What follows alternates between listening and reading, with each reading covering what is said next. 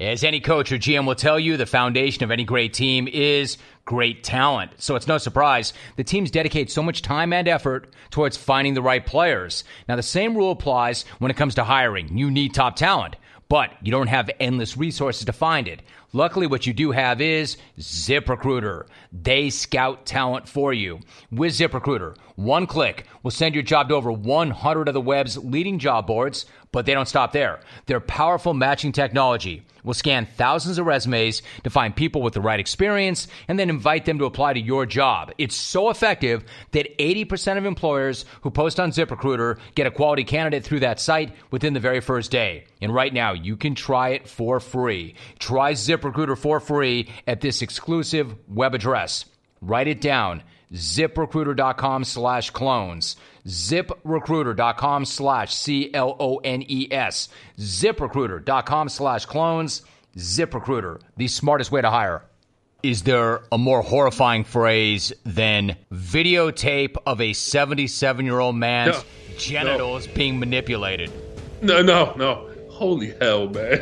If that hits the interwebs, good night. Trevor, does that mean that if that leaks, you're not going to watch it, or you are? Oh, I'm in line. I am in line. Tell my wife, move over, let me get a look.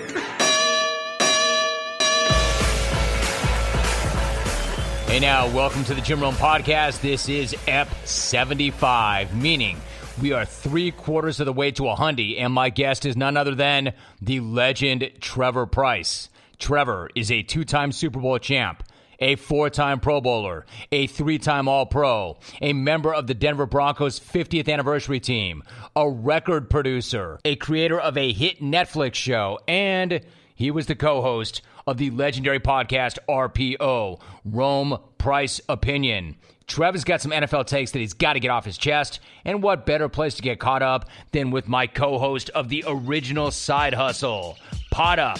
EP 75 with my man, Trevor Pryce, starts right now.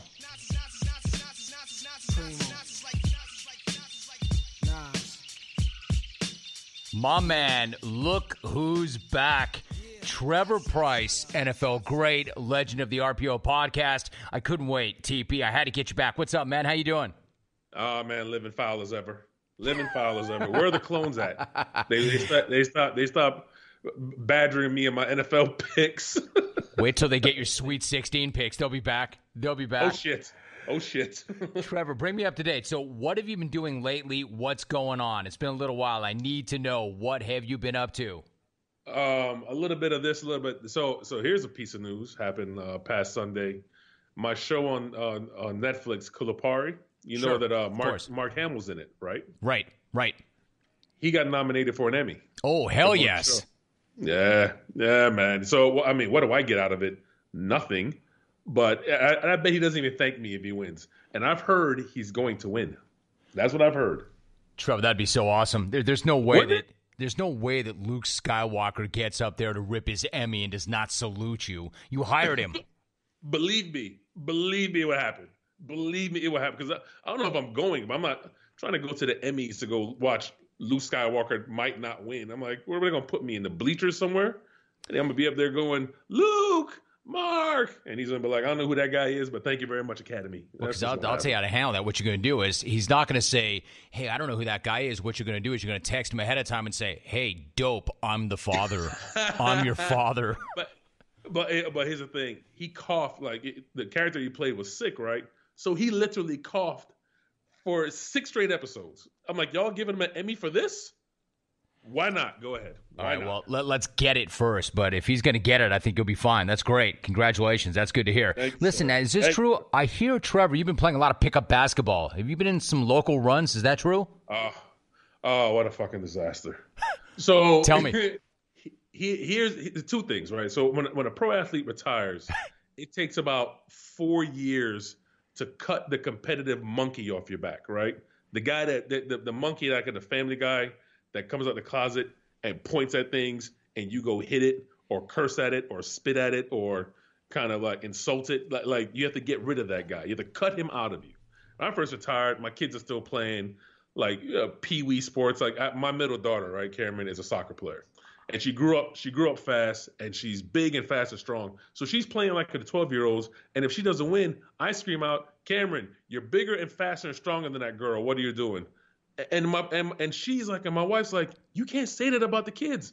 And my response is always, but it's true. So you have to get rid of that shit, right? So I start playing pickup basketball, and guess what pops back on my back? The goddamn monkey. I go shoot a bat. I play like kind of like Draymond Green a little bit, like give me the ball. They're like, you're not the point guard. Give me the effing ball, and they give me the ball, and I don't pass. I don't pass the ball. I take shots, or I go for a layup, a Euro step. I do not pass. Once I get the ball, it is my ball. So I go to take a jumper, right, and everybody's sick of me. And this little round fella says, as I shoot the ball, he says, that jumper's trash. The monkey gets on my back and points at him. And the first thing I said, not as much trash like your fucking belly.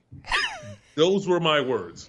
And I kind of look around, and everybody's like shocked, because I'm like, okay, does the dude have cerebral palsy or something? Like, what happened here? Did I just go like black out and say something I shouldn't have said? But apparently that's not how people talk in the Ellicott City pickup run. But that's when it started. The monkey came back, and by the time we got done, Jim, I was screaming this to people. The monkey on my back is going to put all of you in the hospital. You better stop. And I told one of them, I said, you have two choices. You can either shut the hell up, or you can get out of here in a body bag. Them is your choices. And guess what he did, Jim? He shut the hell up. Needless to say, Jim, I have not been back. Trevor, that there's Trevor Price story time right there. Did you also say to them, you will publish this or you will publish nothing, assholes? Basically.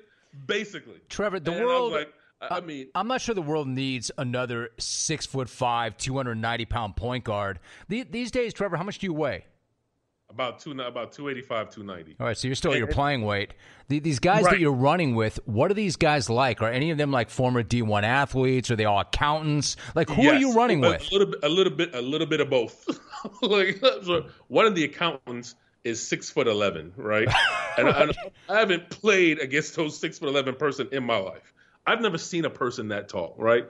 And I learned something about basketball, Jim, and playing basketball with him is he's trying to post me up in the post, and he's trying to like lean on me. And I take my hands, and I literally, Jim, I'm not lying, I put my hand around his waist, and I move him. I say, look, you go stand over here. And I was like, is this easy?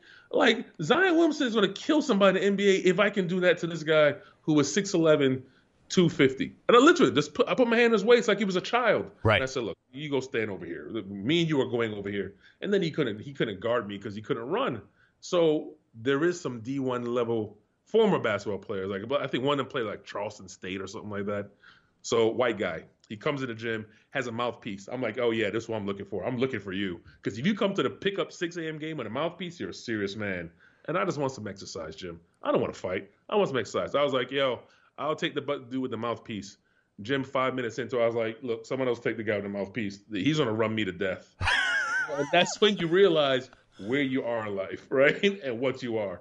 Big, strong, yes. In shape, no. Big, strong, and old. Trevor, know your place, man. Know your place. You had to find out. There's only one way to find out. Trevor Price story time. I've missed that a lot. All right, so Trevor, let's move on to a few things. One of the big stories this week. Great story, by the way. Nicely done. One of the big stories of the week, Gronk retired. Do you think we've seen the last of the big dude on the field, or could you see this guy coming back? I know. So I'll give story time. So when I retired, I was retired for about 8 months. And I kept telling my agent, look, when teams call, don't call me. So the Raiders called. And I told you guys about the Raiders and how Hugh didn't want to let me go home. And I was like, look, Hugh, I'm going home. The Patriots called. So I went to see Bill, and I saw all of them. And I was like, y'all have it pretty good up here, until I got into the workout. And just the way the coaches talked as I was working out, I was like, I don't think I like the way y'all talk to me. So I'm going to go home. So I didn't sign with him. I don't see him coming back. I don't see him coming back. I think he's made enough money. I think he's caught enough touchdowns. What else does a guy have left to prove? If he would only be doing it because he would do it for free. You see what I'm saying? He doesn't need the money. He doesn't want another championship. Why is he still playing? His body's beat up. We saw half a Gronk, so we called him Onk. You know, we saw parts of what he could be and parts of what he was. He basically became an offensive tackle for all intents and purposes. I don't see him coming back. I think this is over. I think He is riding off to the sunset. He's going to take some time off.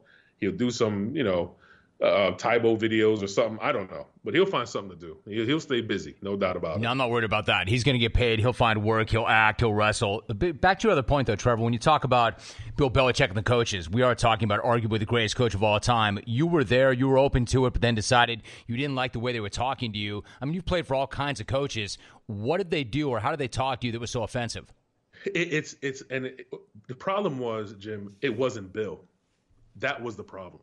The problem is the water boy and the kind of young random dude, like, the kid that's out of college, the guy that breaks down film. He's like, hey, make sure you finish over the bags. I was like, who the fuck are you talking to? Like, look, that's what I said to him. I said, who are you talking to? I said, you are 25 years old. I will do things to you, right? So everybody kind of tries to act like Bill. And when you're as old as I am and you've been through it enough times, you can see through that. So that's when I thought, if this kid, random guy telling me go over bags, if he acts like this, what are the other ones doing? The ones that actually have a job. Like, he was an intern. Intern doesn't talk to all pro guy like this. Intern, I don't speak to you. I speak above you. I don't talk to you. I talk at you. You know what I mean? So I was like, no thanks, man. So that's kind of what it was. But I talked to Bill. Bill's great. I know Bill. I Pro Bowls and see him around or whatever when I used to play. But it's the other ones who have picked up what he does without being Bill. And that's what I didn't like. All right, so the intern's got the Patriot way. The intern has internalized the Patriot way. Did you get out of that facility without Bill saying, hey, Trev, where are you going? Or did they never get to that point? And they get to that point because they were off that week. Uh-huh. I believe they were playing. Bill would have been like, well, your meeting's this way. No, Bill. The meeting is at my toilet at home. Trevor Price. All right, Trevor, so one more thought about Gronk. So you've gone up against all kind of guys. Is he the best to ever do it at that position? Yes. I think you got a group 4 of them, right? Him, Shannon, Tony Gonzalez, Ozzie Newsome, who I never played against. The other 2 I played with and played against, and I've played against Gronk when he was a rookie, I think, or his second year or something like that. I think he was just starting to become Gronk. But I would tell you the physicality of that guy is just different. He's a big person among a lot of other big people. But there's something bigger about him.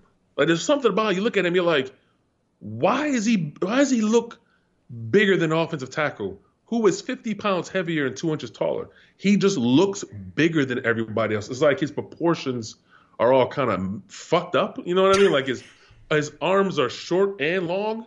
His hands are big and athletic. I'm like, what is this?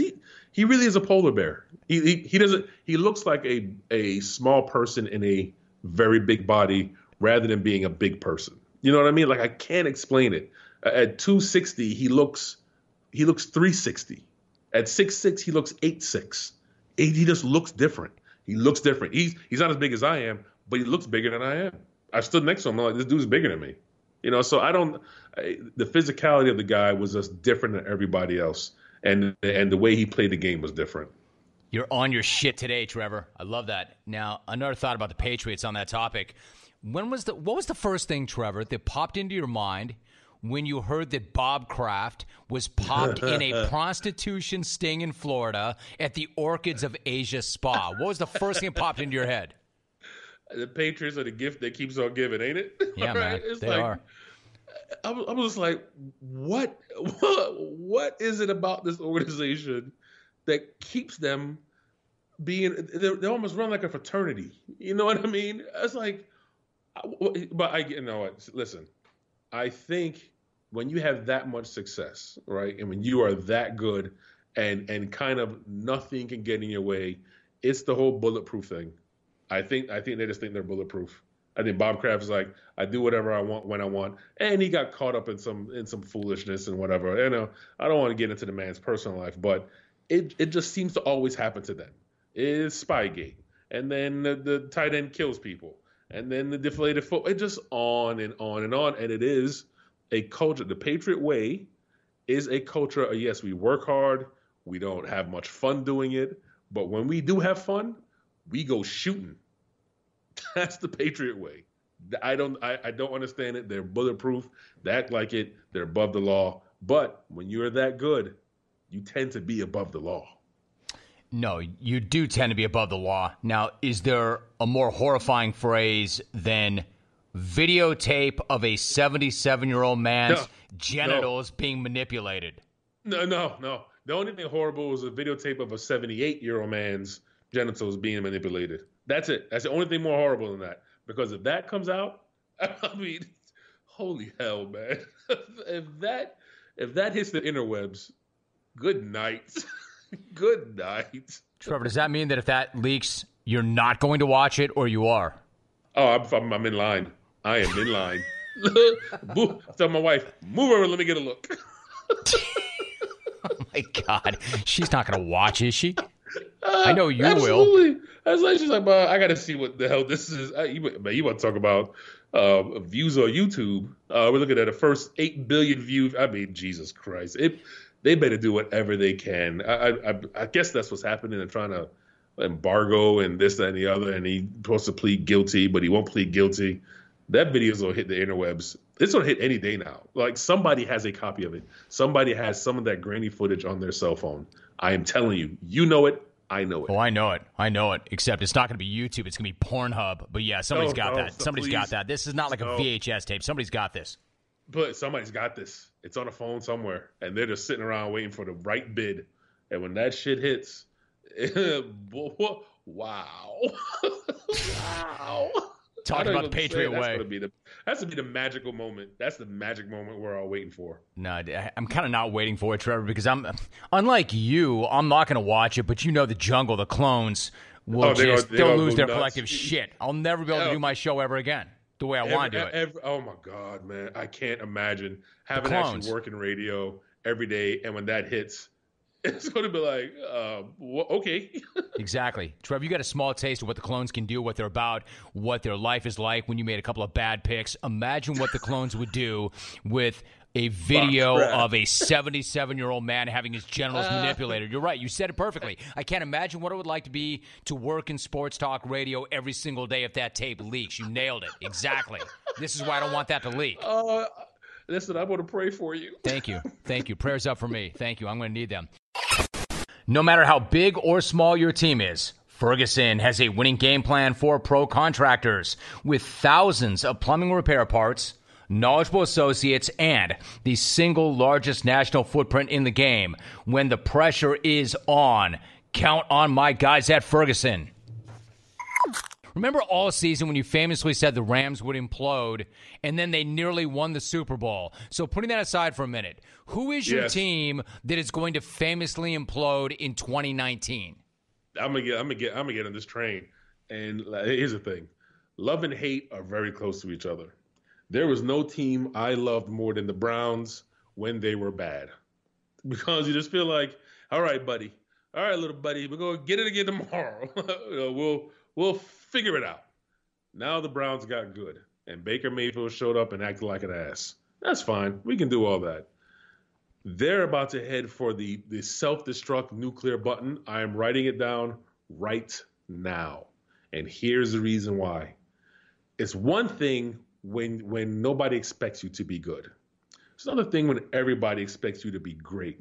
Not good, great. As in, they're a pick to win the AFC North. Now, on paper, you should win the AFC North.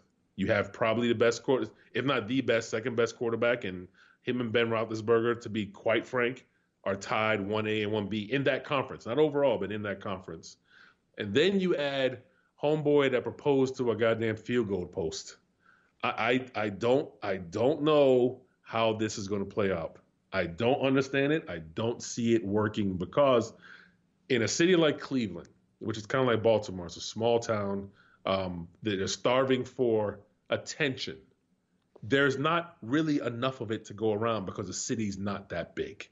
It's one thing to be in New York where everybody gets some, if you want it. I wasn't one of the people that wanted it, but Odell Beckham Jr. wants that. So we're supposed to, in this little town, in this room, we're supposed to have a Heisman Trophy winner, the blonde-haired wide receiver, the number one draft pick at defensive end. I mean, there's a lot of stars on this team and not enough newspapers. I think some things are going to go bad. Now, remember the conversation we had, and I was like, "Do not hang you're gonna die on that Greg Williams hill." You should have died on it because that's the guy they should have kept. The fact that you kept the offensive coordinator who's never been a head coach at any level, and he's talking about mutual respect. Greg Williams has been like, mutual respect. I'm the fucking coach. There is no mutual respect. I'm the coach. You do what I say. That's what we pay you to do. I think Freddie Kitchens is going to have a hard time with these personalities. I don't care how old he is or how young he is. When you have those kind of alphas all at the same time, I say all the time, look, all of us can't be Chiefs. Somebody got to be an Indian. Somebody got to be an Indian, right? And who's going to be the Indian in that team? I think, Trevor, I think it's a fascinating response. I think it's a fascinating conversation.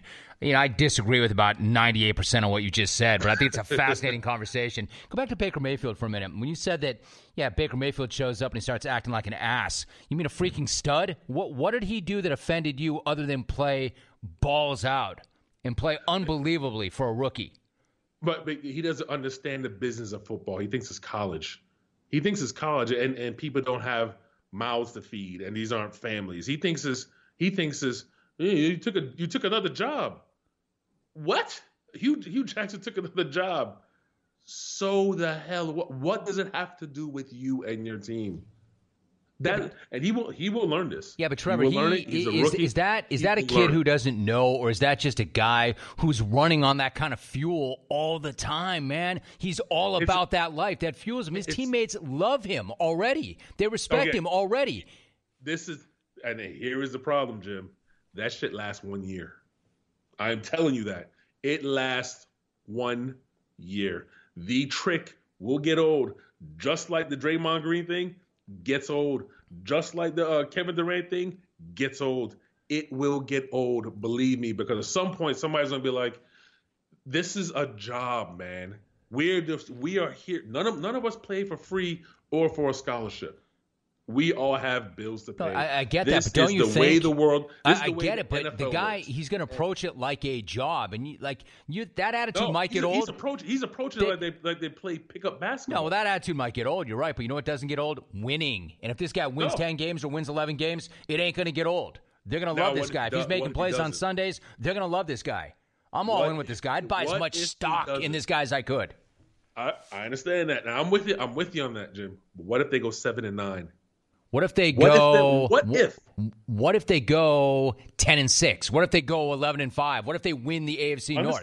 I get it. I am looking at the personalities they have in this team. Uh-huh. There is not enough footballs to go around for Odell Beckham and Jarvis Landry to both have 100 catches and 1,500 yards each. Let me ask you something. What if Freddie Kitchens as a head coach starts placating to that shit? I don't think you will. I really don't. I think these guys, I see. Here, I know what you're saying. I know why you're skeptical, but I'm going to bet on the very things that you're skeptical of. I think Freddie Kitchens, although he has not been in this, and it is a big ask, you're right. They've got some gigantic personalities in that locker room. But then John Dorsey does this, right? Dorsey's not afraid to do this. We saw it in Kansas City. He's doing it now in Cleveland. It is risky. I'll give you that. I think Kitchens is the kind of guy that can keep it all together. I think he gets it. I think he gets them. I think he connects with personalities. I think the guy can do it. I hear what you're saying. He can't do it. I'm going to bet on him also. Go back to Jarvis Landry. You bring in Olivier Vernon. You bring in Odell Beckham. Right. You have the number one draft pick on the other side. The expectations. It's huge. Expectations are heavy. Yeah, but you know what I mean. You want that. And they've never had that. any. The only expectation the Browns have had for the last 10 years or so is number one draft pick. And to screw it up. I would so much rather the world saying, "Man, you guys are awesome. You better get it done," than the entire world going, "You suck. Hey, Hugh, way to go, 1-31." I'd much rather have expectations than be crappy. Understood. I get it. I'd much rather keep my head down, and when we're done, lift it up and see where we are. But that's not happening in Cleveland. Trevor, you're not a keep your head down. Trevor, you are not a keep your head down kind of guy. What the hell are you talking about, Trevor? No. When I played, I was. Now I would give you that. When I played, I was like, look, all that outside, all this press and all that stuff. Look, I have to go to practice. All I cared about was going to practice or trying to get out of practice and playing in the game on Sunday. Those are my only survival every day. All that other stuff. Who has the billboard? I mean, somebody has to replace that billboard of LeBron James' city, and they're looking for somebody. And I'm telling you what's going to happen is, Jim, mark my words, the city mistakenly, without even knowing it, they're going to pit them all against each other. Trust me, because when they start talking about how come now my jersey is not here, it's gonna happen. Signed. The city is too small. Signed. The Rams are gonna fucking implode. Yeah, either that or go to the Super Bowl. All right, now. Or that. Okay, respectfully. So here it is.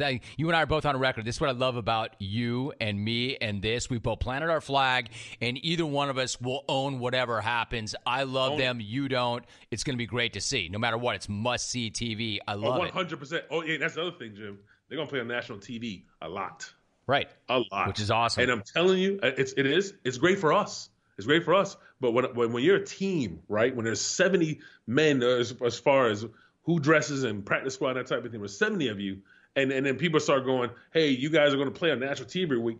If they get bad, if they somehow have a losing record by the time they get to that 5th national team game and they move that game from national TV and they flex it to the Giants or some other shit, you watch what happens. Right, and if they show up and they start running fools over and knocking chumps out, watch what happens. That's not going to happen. It's going to be awesome. Trevor, you're the best. You're the guy that will go to war for Blake Bortles, but you're going to kill Baker Mayfield. That makes a hell of a lot of sense, doesn't it? Bortles service. Yeah, so how about Bortles service? So Bortles service is now on the outside looking in, trying to get back into that club that he used to be behind the velvet rope for, and he's holding a clipboard. Remind me again why you like this guy so much. And is this who he is right now, a backup quarterback in the NFL? Yeah, he is a backup quarterback. Doesn't mean I don't like him. I liked him because he was built like a quarterback. He looked like one. When he played at UCF, man, he was a grown-up now. At UCF, we see it's a real football program now, but back then it really wasn't. And I'm telling you, he put that entire thing on his back and made Fitzmagic. You know what I mean? So when you go from Orlando You go from Orlando up the street to Jacksonville, I was like, man, he's a small market. It's perfect for him. He doesn't have that bright light on him. It's a small place. Nobody really cares about Jacksonville and Duval County except for them. Perfect place for him to get better.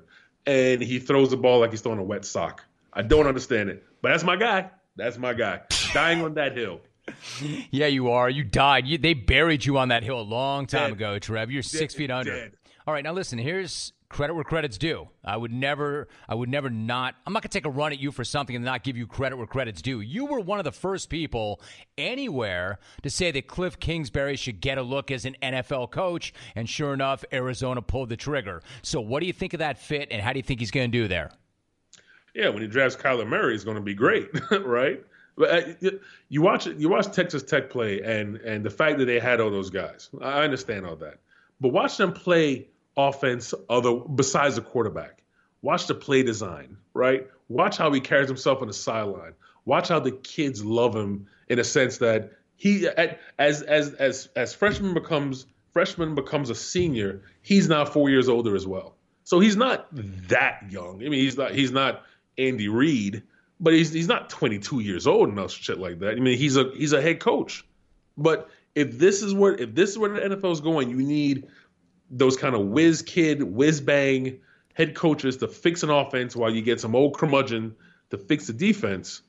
Of course, it's easy as pie. He was the first one. I would have went to as a kid in Texas Tech. I'm telling you, you got to watch them throw the ball. And when they throw the ball, there are people wide open, right? Like there's no coverage. It's like, how is there a DB not near the guy standing at the goal line in the middle of the field? Like what happened in front of him that made him go up there and the ball goes back here? I'll tell you what Steve Spurrier said. Remember he said, look, our offense is easy. Safety goes back, we throw it in front of him. Safety comes up, we throw it over his head. That's what Cliff Kingsbury does. Right. So I was talking to draft analyst Daniel Jeremiah about this, and you're kind of touching on it, but you're either a Kyler Murray guy or a Dwayne Haskins guy. So which are you? Oh, my God, that's such a bad question. Just because you don't know the answer doesn't mean it's a bad question. Yeah, but no, it's not a bad – I mean, there's no good answer, right? I rush quarterbacks. Yeah, there is. You just don't have one. Come on, Trevor. Stop telling me I ask bad questions. I mean, I have, but that's not one of them.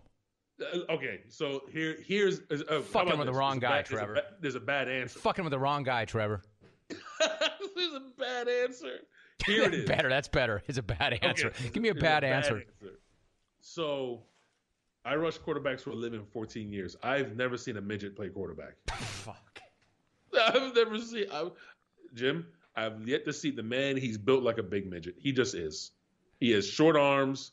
I know he's 5'9". First of all, a couple things really quickly. Number one, midget is not an appropriate term. You just shouldn't use that. But when you just use the phrase big midget, that takes me back to a time when, I'm not sure if you still played, but when Justin Tuck, the New York Giants locker room back in the day, Trevor, when I did an ESPN show, we had a correspondent piece, and we put the cameras in there, and they were absolutely relentless.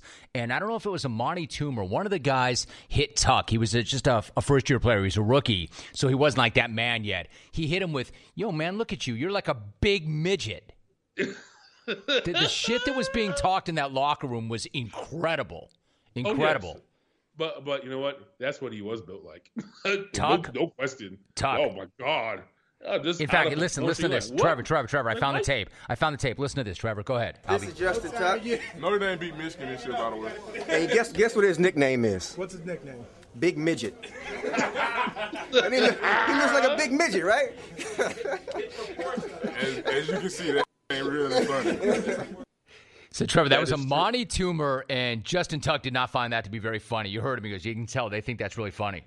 Oh, yeah. Oh, that went awful. But what I'm saying is 5'9" quarterbacks, that's rough, Jim. I'm gonna tell you what NFL teams gonna do. NFL defensive lines will say, look, we're gonna make him throw out of a barrel. Everybody rush straight ahead. Do not run past him. And as he lifts his hands, you lift yours. They're gonna try to make him throw over a wall. Mm-hmm. Like Game of Thrones, the wall comes down. That's how you beat him. And you make him run to his left. So they're going to rush his right. They're going to rush his left side to make sure he runs. You're going to rush his right side to make sure he runs left. And if he does left and they throw him on a barrel, you can beat that. You can beat that. So, Trevor, you see, that was not a hard question. You actually had an answer. You are a Dwayne Haskins guy. No, but see, here's the thing. I watched Dwayne Haskins run the combine. I just happened to turn on TV and I watch him plod his way down the goddamn 40 with his round face, and I was like, nope, that's not it. That's not it. I was like, that's not your guy. Don't do that, right? Trevor, was his round face slowing him down? What's a round face have to do with anything at all? But he has no synapse in his body. No, the synapse go from your brain to your legs. Like, right, there's a they part, fire? The synapse fires? They don't fire right. Right. Like, I watched him run, and I was like, not the fact that he ran slow. The fact that he looked slow running slow was a problem. Wow, Trevor. All right, so I'm going to try and get you back on track, although you are in fine form today. So I talked to your former teammate last week, Mark Schlereth, and he was unbelievable. I asked him about a guy that you both played with in Denver, another jungle legend, Bill Romanowski. Now, Stink was really good on Romo. Have you and you have a great memory for this sort of thing. Is it me, or has there never been a Trevor Price story time regarding Romo on our podcast? We did have one, and It was just about me and him playing Scrabble. Okay, we were the only two people that had, like, on the airplane. Yeah, about half a brain. You know what I mean? But he would cheat. Remember, you go to the bathroom and see the Scrabble dictionary. Like, who left this here? Got it. Romo.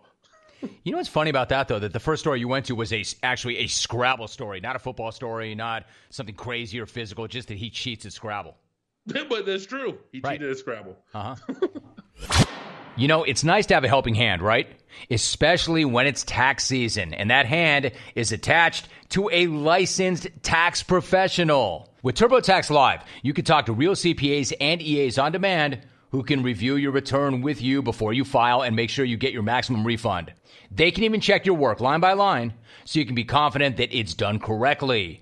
Who knew confidence and peace of mind could be synonymous with taxes? TurboTax Live with CPAs and EAs on demand. See details now at TurboTax.com. That's TurboTax.com. I got another one for you. Let's go off the board on this, Trevor. So you're a tennis guy. You had a record label, and you weren't one of those athletes like, oh, yeah, everybody's got a record label. Like, I know people in that business that always spoke really highly of you and your ear, and you knew what you were doing, so you can speak to this. How about Denis Shapovalov? Now, you remember this guy, right? You love tennis. You had a record label. What do you make of this guy trying to actually rap at Indian Wells? Now, I had this in the jungle. Let me play this for you really quickly. I know you know this, but people listening might not know this. This guy wins at Indian Wells. It's a nice tournament, and then he attempts to do this, Alvy. Wait, I wrote it down. I'm here in Cali with the fans, getting hella lit. Happy with the win today. Now I got a flow to spit. Loving the support, I leave it all on the court. fighting like a wolf. I'll be back for more, so take care and good night. Know this, the good life. Hot tubs and court time. Thursday, we back, alright? Yeah, Trevor, part of the problem with that is I gave you the version where he went to his phone and he read it. He actually choked up the first 2 times he tried to do it, and then you got all those imbeciles clapping along. What's your take on that? All right, so I watched I think it was on Tennis Channel about Shapovalov down at IMG Academy and his whole thing. And during it, he has a camera on the car. So, and this is way before the Indian Wells thing. This is during the off season. He has a camera car and he starts rhyming. And he's like listening to like Jeezy or Jay, something he's listening to that he really loves. And he's going along with it like every kid his age can spit those, recite it back to you. But then I realized they weren't playing a Jay-Z song. They were playing his song.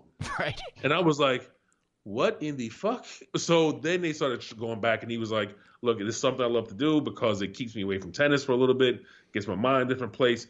And he's in the studio, and there's a bunch of hangers on, and like he's like a real MC, and they're like counting him in and making beats, and he's dancing around the studio and whatnot, and then showing back at tennis practice. So in that respect, because I kind of lived that life without being a rapper, of course, I just made music, I get it.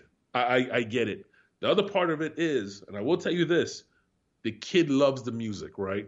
And if you're having the kind of guts to stand up there and do that in front of people, and to have yourself kind of open for that kind of being crucified like he was at times, all the more power to him. That being said, he's not very good. But he's a 22-year-old or 23-year-old, good-looking, long blonde-haired kid from Canada who loves the culture, man. I can't hate on him, but I can tell you he has a long fucking way to go before he can do that as a professional. Trevor, that's really interesting because I couldn't wait to – in fact, I did. I clowned this guy hard in the jungle, and I crushed him for it, but you do make a good point. I mean, if you love it that much and you've got a passion for it and you've got that kind of courage, I mean, either you're a really dumb guy and think you're good, or you love it so much you don't give a damn to put yourself out there. I'll give you an example. Remember Barry Zito, the major leaguer? He tried. Yes. Okay, so yes. Zito wanted that life too. He loved that life and literally was just learning to play guitar and learning to do the whole thing. And he came in the jungle way back in the day. And this is a pretty big time radio program I host right now. Listen to this. Yeah. He did this back in the day.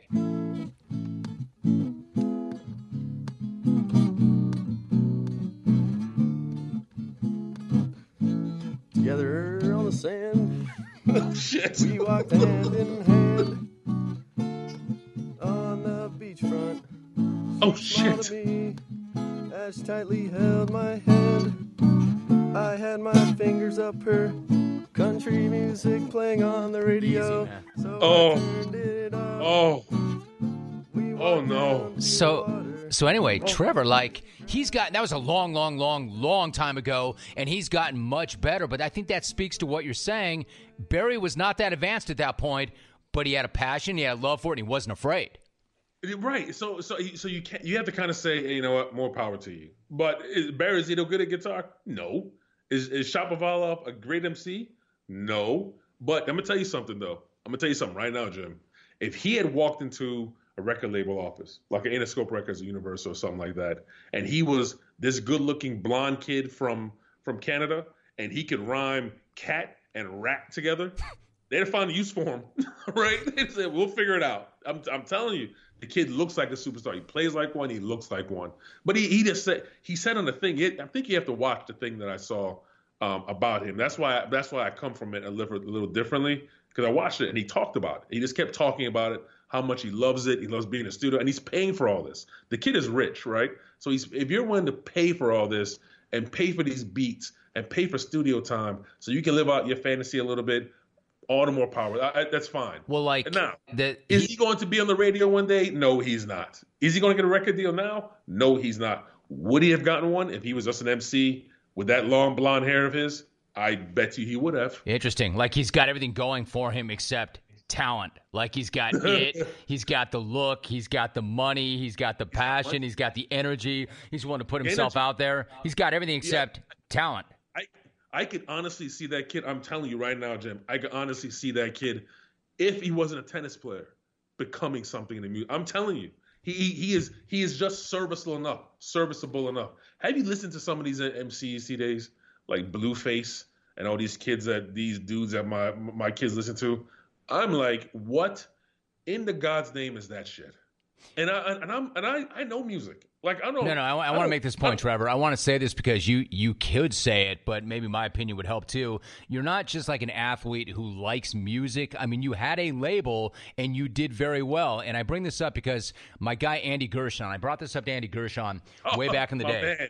All right, so Gershon is one of my best friends. He's a absolutely diehard Kansas City Chief fan, a degenerate Chief fan. He ran a record label. He ran a record label for Richard Branson. He used to manage the Smashing Pumpkins back in the day. And when you were doing this, when you were playing, I always liked you a lot. And I just said, I had no idea what he would say. I'm like, how about my guy Trevor Price? He's like, oh, no, dude, he knows what he's doing. He's got a really good ear. He's really good at the business. Like, he had nothing but respect. And if you didn't garner that respect, believe me, he would have told me otherwise. So the point I bring this up, like, Trevor, do you miss that life? What was that life like for you back then? It was interesting because I sometimes I do miss it, but here's what happened. I wound up going to a movie studio for the first time, and I was like, yeah, I'm music. Well, I don't do music. I make movies. You know what I mean? But Andy was interesting. And the great thing about being in the music business back then is if you wind up high enough in the poll, now you're not selling Andy correct. He was the president of V2 Records. Andy signed the White Stripes. Andy played for me Seven Nation Army on vinyl before anybody ever heard it. He was like, you have to hear this new White Stripes record. Because they had just made I'm in Love with a Girl on their first album. And he was like, this second White Stripe album is going to be out of bounds. And he wouldn't give the press CDs of it. Because that's when Napster was happening. They were ripping songs and giving them away. So if you wanted to review the White Stripes album, he sent you a piece of vinyl. And he played Seven Nation Army for me. And I was like, what? I was like, what is this? I was like, is Jack White playing a bass? He was like, I don't know what's going on, but this is the best record I've ever heard. And I will never forget the day. So that was the best part, I think, of my experience was hearing things and knowing things before everybody else did because I was a music aficionado, you know what I mean? More so than just making records. But he signed one of my bands. V2 signed Roman Candle. That's why Andy says that. I fucking love that. God, that's a great story. That is awesome. I'm going to make sure he knows that you said that. Trev, it is so good to have you back, man. Time flies when you are having fun. We covered a lot of ground. Thanks for doing that. Great to have you back. We got to get you in for a jungle run shortly, and it's always good to hear your voice, brother. Absolutely, my man, Jim. You call me anytime.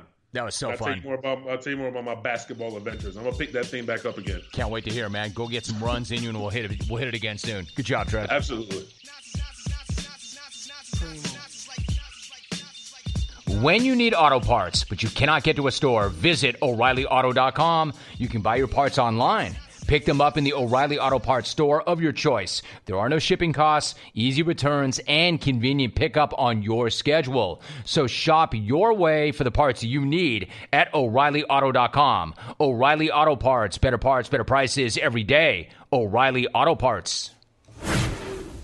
I'll admit it, and I'm not ashamed to admit it. In fact, I can't wait to admit it. I missed that guy. I really did. And I know all you RPO listeners did as well. No one quite like Trevor Price. Now do me a solid.